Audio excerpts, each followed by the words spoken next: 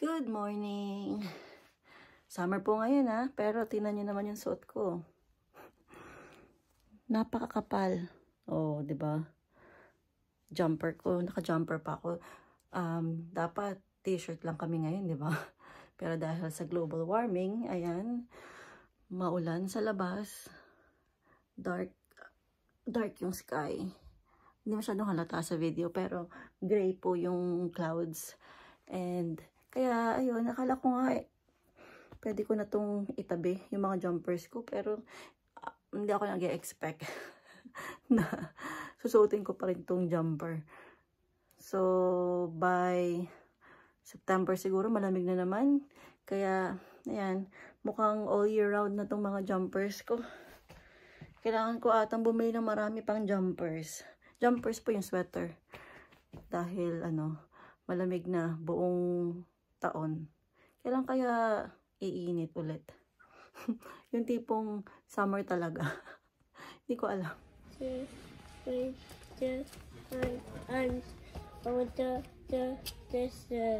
And order the dessert. Yes. What's that? Game. How about at the bottom? This. What does it say? Eat, sleep, repeat. Eat, sleep, repeat. That's a game. You missed it.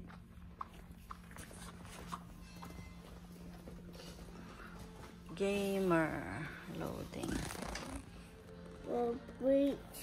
Eat, sleep, game, repeat. Very good. Piling ko kaya ito.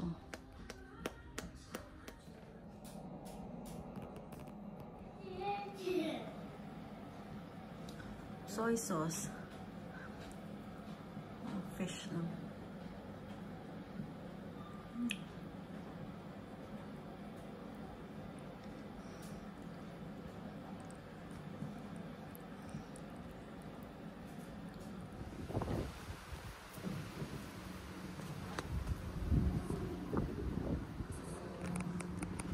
Ayan, nakapagsampay na kami. Kanina, sobrang lakas ng ulan. Ngayon, nakapagsampay na kami. Maaraw na.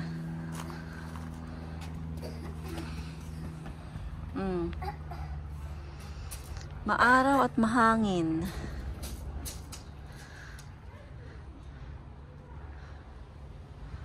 Ngayong araw na to, marami-rami na rin kami napuntahan ni Alex. Nagpunta kami ng Aldi, nagpunta kami ng The Range. Nag-grocery ako doon, tapos bumili ako ng picture frame sa The Range. Tapos, nagpunta kami ng charity shop, nagpunta kami ng Tesco. Medyo madami-dami din yun. Napuntahan na namin. Hindi kami nakapagsimba today. Meron sanang Filipino mass. Kaso, hindi na kami nakapunta doon dahil wala, ayaw naman namin iwan si Steve. So, yung sinabi ko kahapon. So, sinusundan ko si Alex. So, ayun, dito lang kami. At, ang asawa ko naman, nagre-review. Kasi, yun ang sabi niya, gusto daw niyang mag-review. Yun ang gusto niyang gawin for Father's Day. parang hindi siya, exciting. Ayun ang gusto niya Kaya, pagbigyan na natin. May ginagawa si Alex, yung yung mga bato dito, yung mga grava, yung kinukuha niya. Tapos nilalagay niya dun sa kabila, sa may gate dun. Tuwang-tuwa ang bata. So, pinalabas ko siya kasi nagsampay ako Alex, what did I say? Don't put it in your mouth. Don't be silly. Don't be naughty, Alex. Don't put it in your mouth. It's not funny. Hi. Why are you lying down? Why? Why are you lying down there? Get up. Aww.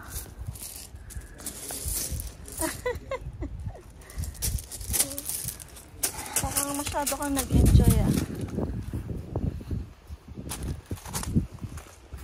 medyo malamig-lamig pa din kahit papano kasi mahangin.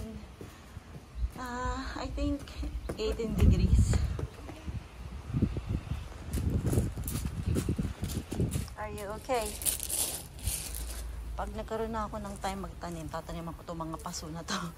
So ngayon, wala pa akong time, kaya ganyan ang itsura niya. Why are you crawling?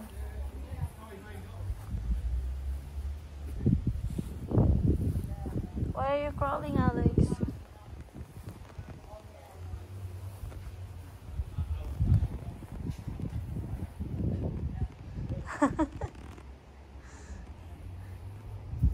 Bumalik sa pagka-baby. At least ngayon gusto mo na yung grass. Dati ayaw mo dito eh. Ayaw mo rito maglakad. Ala, sige gapang. Naisipan ni Steve na dalhin sa labas si Alex. I mean, sa park. Ayun. Kasi nasa labas na kami kanina, di ba? And it's either abutin sila ng 30 minutes doon or less than that. Depende sa mood ni Alex. Kaya bibilisan ko na yung paglilinis dito. Kasi actually the whole day wala akong nagawang paglilinis dahil umalis kami kanina. Ngayon, napunta kami ng Aldi, nag-grocery ako kasi wala na akong pagkain. And then, pumunta kami ng The Range. Bumili ako nung frame. Ayan. Ito yung frame. About 5 pounds siya. Yun nga lang, hindi ko napansin. Meron palang may damage. Kasi naka-plastic to eh. Kaya hindi talaga siya kapansin-pansin kung may damage. Ayun, meron palang damage. Anyway, ayan. Sira pa yun. Ayan. And then after that, pumunta kami ng charity shops ni Alex.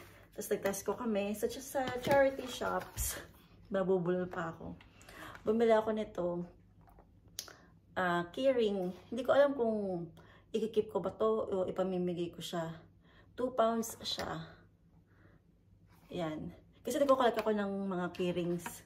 Pero, yung main reason kung bakit ko ito binili. Kasi ibibigay ko siya. Yung friend ko na paparating. Ito. Nakita ko to. Actually, dapat ang bibiling ko sa kanya is yung 2 mugs. Ayan o. Merong, to commemorate the Silver Jubilee of Queen Elizabeth II. Yung mga ganito, parang souvenir siya. Nagbebenta sila ng ganito every time. Merong, yan, Silver Jubilee, 1977. Imagine niyo, sobrang tagal na nito. 1977 pa. Tapos, ngayon, binenta lang nila. Parang sayang. Although, siguro ayaw na nila nito. Kaya ganun. Madumi yun. So, lilinisin ko siya. At maganda siyang ipamigay sa mga tourist, di ba? Meron silang souvenir dito sa England or sa UK. Tapos meron pa akong nakita doon na mug din siya. Siguro collector's item yun. Isa lang yung nagbigay feeling ko kasi puro ganito eh, yung mga mugs niya. And then meron doon yung picture ni King Charles tsaka ni Princess Diana. Yung marriage nila. To commemorate naman the marriage. Hindi ko na binili kasi nakita ko nito. So bago to. Diba? Naka-box pa. Ito kasi second hand na. And nung nakita ko to, sabi ko ito na lang para at least hindi naman nakakahiyang iregalo kasi naka-box pa. Mas mahal siya kasi nakita niyo na siguro yung presyo. Kasi ano eh, brand new, 'di ba? Ito naman, Her Majesty Queen Elizabeth II from 1926 to 2022. Yun yung kanyang year ng pagkabuhay. So 2022 siya namatay. Yan, ito yung picture niya nung I think ito yung naging queen siya. Tapos ito na yung latest picture niya nung nawala na siya. 'Di ba? Ang ganda. Her Majesty Queen Elizabeth II. O Royal Heritage. Kaya sabi ko, ito na lang kasi maganda siyang ipang regalo. And then, pwede ko yung ibigay ito. Pag-iisipan ko pa kasi nga, nagkukulag ako ng keyrings. Kaya pinag-iisipan ko pa kung ikikip ko ba to o ibibigay ko. Pwede ko namang ibigay itong dalawa sa kanya. Diba? Yan. And kasi marami na akong mugs. Hindi ako nagko-collect ng mga mugs. Hindi ako collector na yan. Kaya, after that, hindi ko naman to magagamit. Hindi katulad ng mga iba rito, mga I mean, ang dami kong mugs. Ang sarap kasi bumili ng mga mugs, diba? Iba-iba yung mga design.